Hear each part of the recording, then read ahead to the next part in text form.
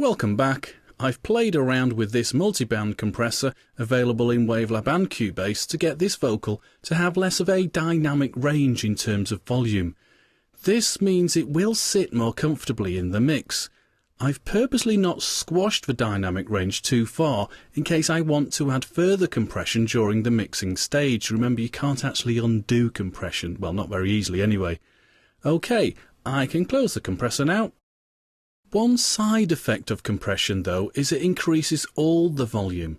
This can be a real problem with breath noises and sibilant sounds, you know, the S over soft C in words.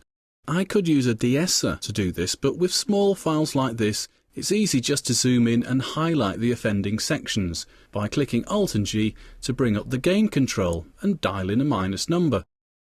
I'll make this quite extreme because breaths and sibilants do have a tendency to spike reverbs and delays in a mix. Right, I'll just whiz through this file, zooming in and out as I go. I'll not do this last one though. What I will do is fade it to silence by highlighting it and clicking Ctrl+D. This automatically fades it. In fact, I think I'll do it twice. No reason really, I just like that extra little bit of silence at the end.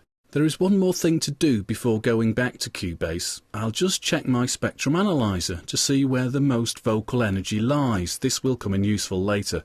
So I'll click this icon and play the file through.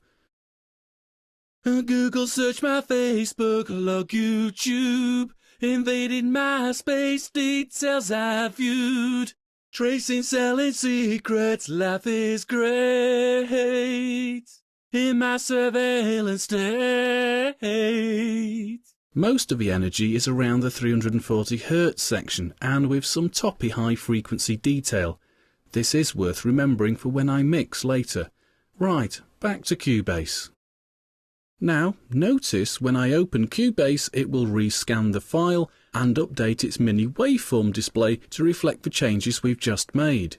See how it shortened the length of a file to bar 76? No? Well, we have to manually do this. I'll drag it in, but notice now it won't let me drag it back out because we removed the tail in Wavelab. Very good. Let's hear it back. I'll just take off the vocal solo button and reduce the volume to -7 because it's now been made loud enough to cut through the mix at a lower volume. Google search my Facebook, log YouTube, invaded my space, details I viewed.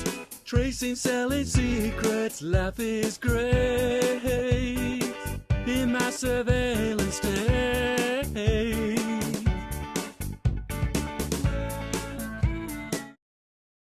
Great! Even without any reverb or any other effects, it sounds better than the original recorded file. Brilliant!